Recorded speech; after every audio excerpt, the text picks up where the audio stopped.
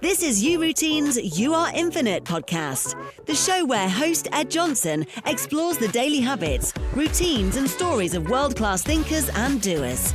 Each week you'll hear from experts who share small practices that fuel big results. Hit subscribe and let's jump into today's episode. Holly Baker, welcome. Hello.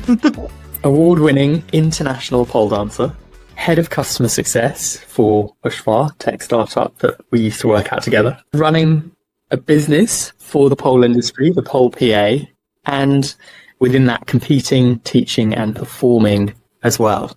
How do you manage it all? It is a lot. People ask me that all the time. They don't really understand it. I think part of it is the organisation side of things, but equally I think I've always run hot for a significant number of years. So from my last role where, you're kind of expected to do everything 100 miles an hour, that's kind of just become my baseline. I also think that as a person, I'm so ADHD that numerous things all at once is just how it functions. And a lot of them are different things as well. So that helps as well. If I'm doing the same thing continuously, that's where I think it gets to be a bit of a struggle. But I just organize everything in every possible way. So there's numerous lists, there's numerous the calendar is everything. The day that my calendar stops working is the day I don't know what I'm doing.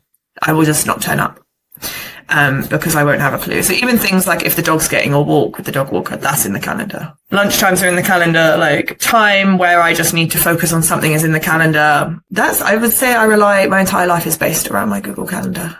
Interesting. And so do you use that for work and personal life? I guess walking the dog, you've just given us as one example, but do you do that with everything?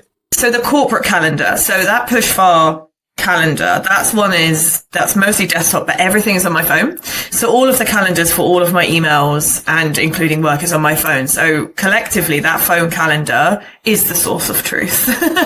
That's where literally everything is. So even the personal stuff is in there. So if I need an hour or two to get my nails done, I will throw it into the personal email, but it will sit on the calendar amongst everything else. So that way I get an overview of everything. So, what am I going to be doing in the corporate on the day? What meetings do I have? What tasks do I have for the PA stuff? What classes I'm teaching, and then reminders in general for anything else. Everything will just be on the phone.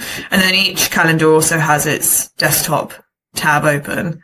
So I have the separate parts of the business, completely separate, and they've got their own calendar for each. And then that just gives me one overview of each. And how far ahead are you kind of planning that? Do you have a set time, once a week, where you kind of review everything you've got for the week, or is it a day thing where you look at it?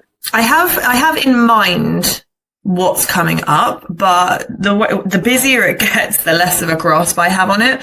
So it's been this has probably been the busiest year, I would say, of my life right now. In the past 4 weeks, I've been to 5 countries, and trying to keep up with all of the times and the travel and everything. It's become more of in a couple of days I'm doing this, whereas before it would be, okay, let's look at the week ahead.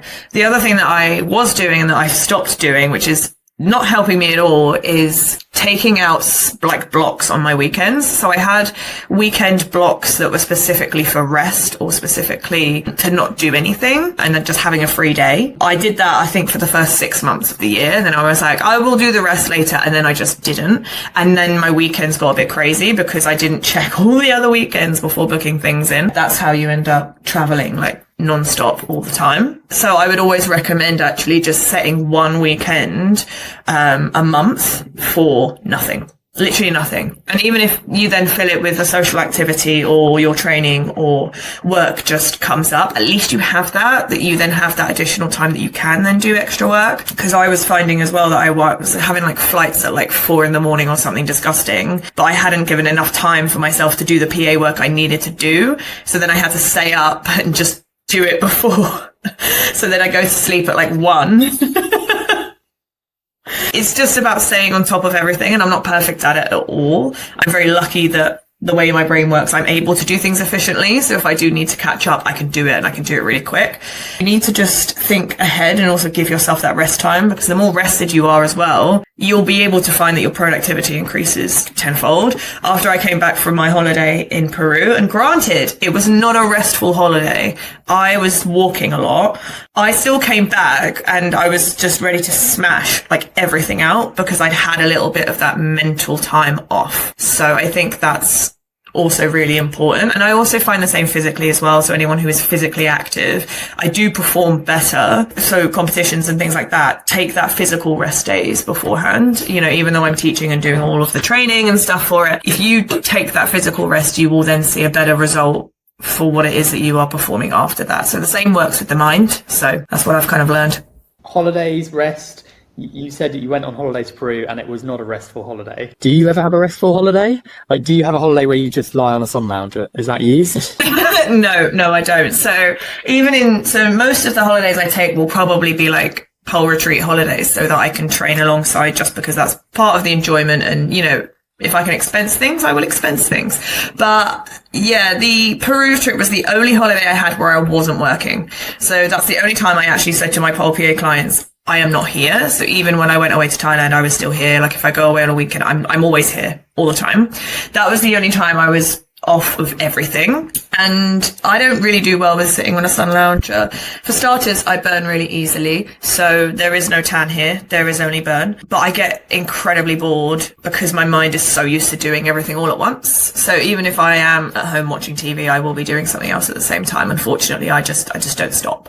And I don't know if there is a way that I assuming there's going to be a way that I need to train that into me, because a lot of people are always saying to me, be careful, you're going to get burned out. Be careful, you're going to get burned out. Absolutely, I have experienced burned out. In my last role, that level of burnout was exceptionally difficult and not good mentally, but any kind of burnout I've had where I'm tired ever since being at Pushfar and then adding on the additional things that I do, it's never been the same. I'm very aware that like I'm sitting here and I'm tired and that I am doing a lot of stuff all the time, but I don't feel like I need to stop. I don't feel like I cannot take any more. That's the difference, I think, at the moment. And I don't know if that's because I enjoy the work that I'm doing, or if it's because I'm acutely aware of the opportunities that I've been given, especially this year. Like the response in the pole world has been absolutely insane. It's crazy. I'm doing the things I've always wanted to do. So maybe it's just I am so aware to be thankful and grateful for the opportunities, and I believe in taking them. I am exhausted.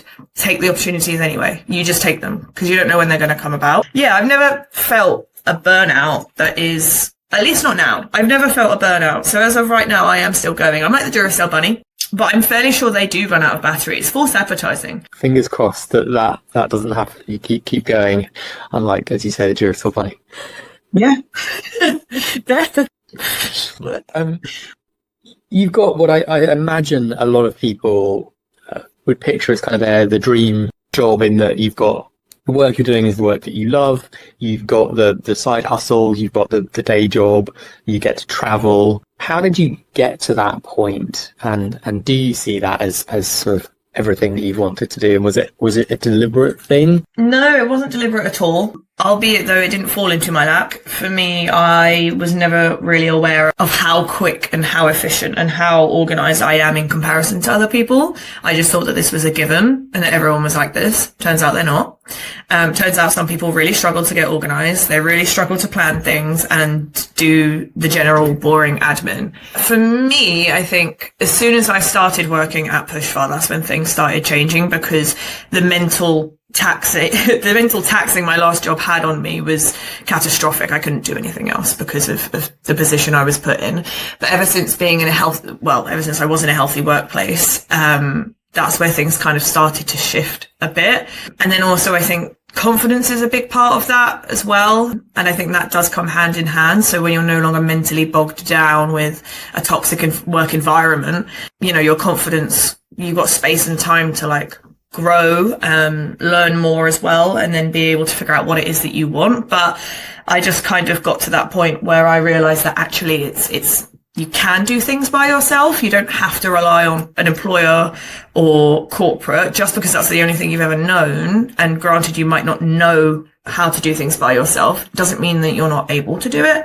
And it was honestly just one of those things that I was like, turns out some people need my help. And there was kind of a gap in the market, especially having been in the industry for 12 years as well. Like I know a lot of people. I'm hearing from them what they needed. And I just went, great. Let's do it. But the traveling side of things, like that was always going to be kind of essential. And I think COVID actually did that for me. Because before COVID, realistically, we were all stuck in the office. But like, I don't really feel that there is an excuse anyone can give now to keep you forced and chained into an office. I don't think that's right. And I don't think that's fair. And I think a lot of people are doing the same thing. Also, it makes far more logical sense for any business to not have a physical office, because why are you paying for that? For anyone who's in a job at the moment, but would like to maybe start a sort of side job or start a business or a side hustle, call it what you will, what recommendation would you give to them, and how did you start that process?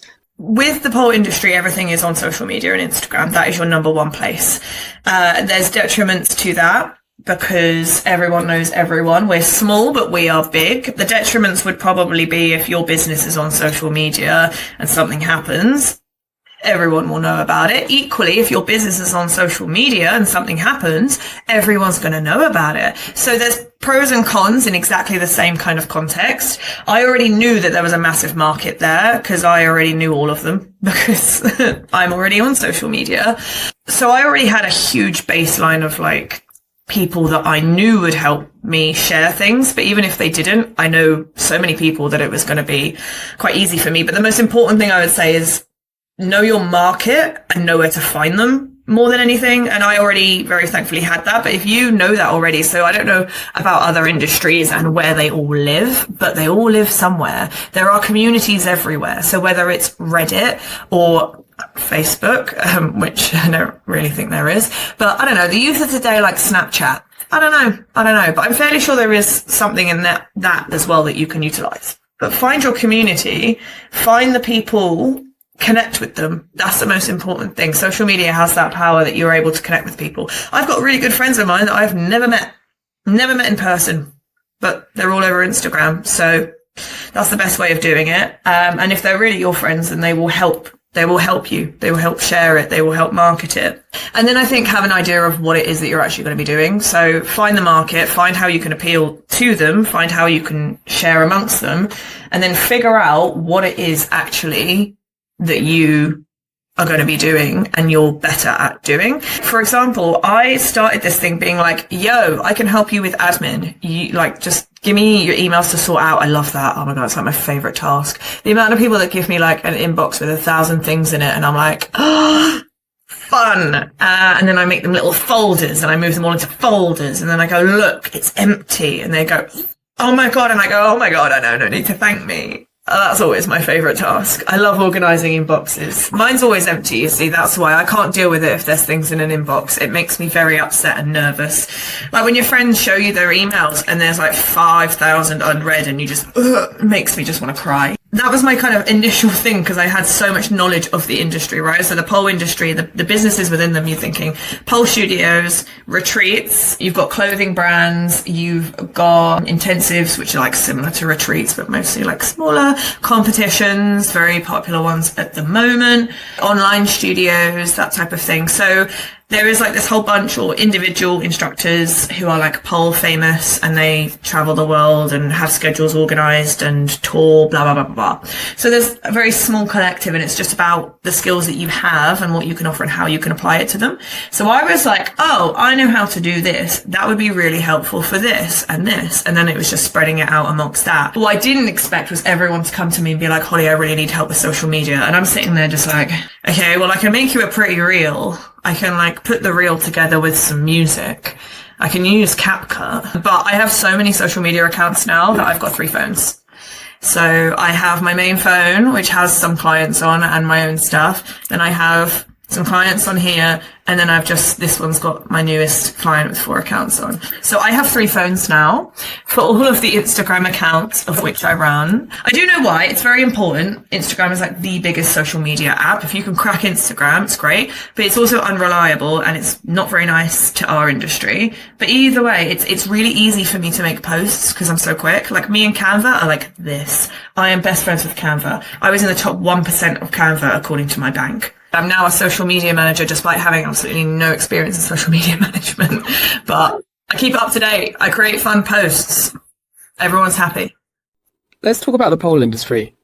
I think you've alluded to certain things on social media with it.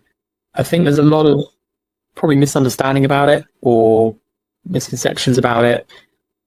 What's it like for you? And how did you get into this industry in the first place? I started pole at uni. That was the only thing I did at uni. I barely did my degree. Yeah, so we just paid £20 for like our union membership and just got like 3 classes a week. And then you just teach each other because that's all you know. So I actually started teaching after like my first year of pole. Unofficially, of course. You know, we had no idea what the hell we were doing.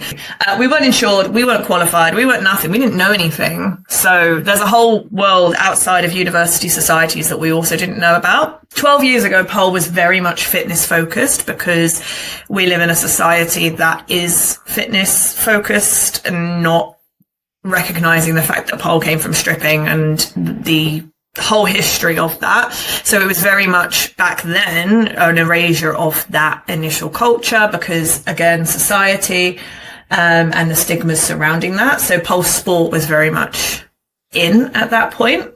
But it was a very small industry still. We had our OGs, the people who we learned from were on YouTube, so we just copy them. And then as it began to grow, and so did the acceptance of finally stripper style and wearing, you know, your massive shoes and your heels and your dance side of things. The journey it's been on has actually been insane in this country. The shift in styles has completely U-turned.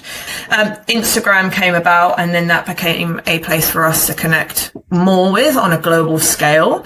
Then COVID meant that we had to find another way to earn money because instructors' studios are closed. They're a fitness studio. They're closed. You can't do anything. You've got no students. You've got nothing. You've got no source of income. Government support for self-employed people was rubbish. So they also got nothing.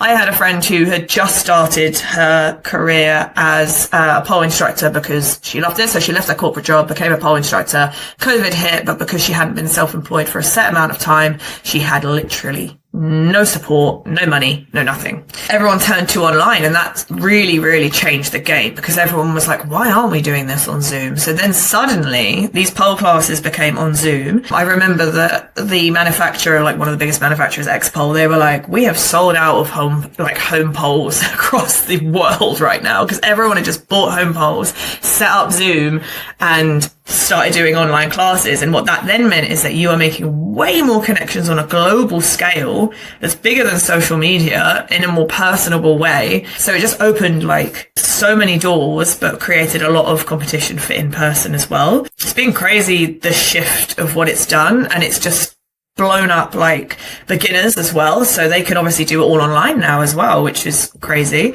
The styles of pole are so different across the world. It's great. In some ways, like, it makes it more interesting. So, speaking frankly, the UK's most dominant style is filthy. Oh, it's filthy. In comparison to 12 years ago where it was like, no, fitness, we don't wear shoes, we are not strippers. Now it's like, we're strippers.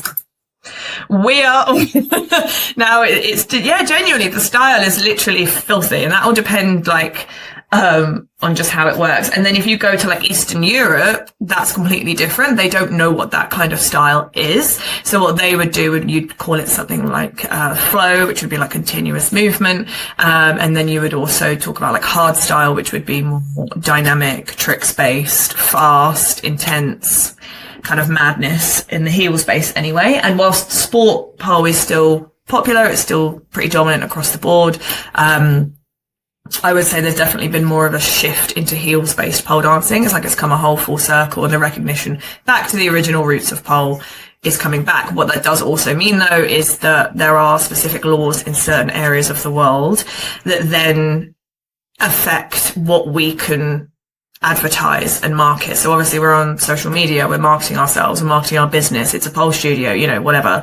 Instagram would obviously see that with the different laws that have come into play. And there's recently one in July, I can't remember the name of it, but that has then caused a whole bunch of people to be flagged on Instagram. Their stuff is not shown to anyone. They can't market themselves. Their messages have been blocked because, God forbid, they've shared a picture of a woman who's wearing less than full coverage clothing. It targets sex workers more than anything, and sex work is still legal. It's still legal in lots of cases. But the stigma surrounding that and the laws they put into place, which are obviously in place to make people safe and to stop trafficking. But what you're actually doing is pushing them more and more underground. So the USA had SESTA and FOSTA come into play. That then meant far more restrictions and difficulty of sex workers for doing their business and being able to get business. Again, it just makes it more unsafe. Sex work will always be there. Strippers are part of sex work, like it's always going to be there. OnlyFans coming up also meant that in-person strip clubs are now dead because you've got OnlyFans, but then girls who are doing OnlyFans, you can't. How are you supposed to get people onto your OnlyFans when you've got Instagram, like, stopping you from finding a market? And then the Nordic model is another thing that's being pushed in this country. And the reason it affects us or anyone, in my opinion, who is a woman on social media, to be honest, who wants to just, you know, do their thing, is it just means that the laws are going to be a lot harsher in what you can share on social media. But I think the crux of it for sex workers is that it then criminalizes the people who are buying sex work. So then the sex workers themselves won't be able to get IDs from them. So then you're putting yourself at risk even more. And yeah, it's the whole mess. It's the whole thing. And all of it ties in because a lot of the pole industry are strippers, as they should be. Like, a lot of the pole industry are sex workers. Like, they come hand in hand. They're the same thing. Like, we're all together, and it's all very much formed an allyship. That's what the pole industry is. It's inclusivity, it's allyship, and they're very, very sex worker, like, friendly and inclusive. And it always will be, because that's the history of it, and we're very proud of that. But unfortunately, society doesn't like that. And that's the tea. Thank you for sharing that. That's really insightful and some really interesting points there that I was not aware of.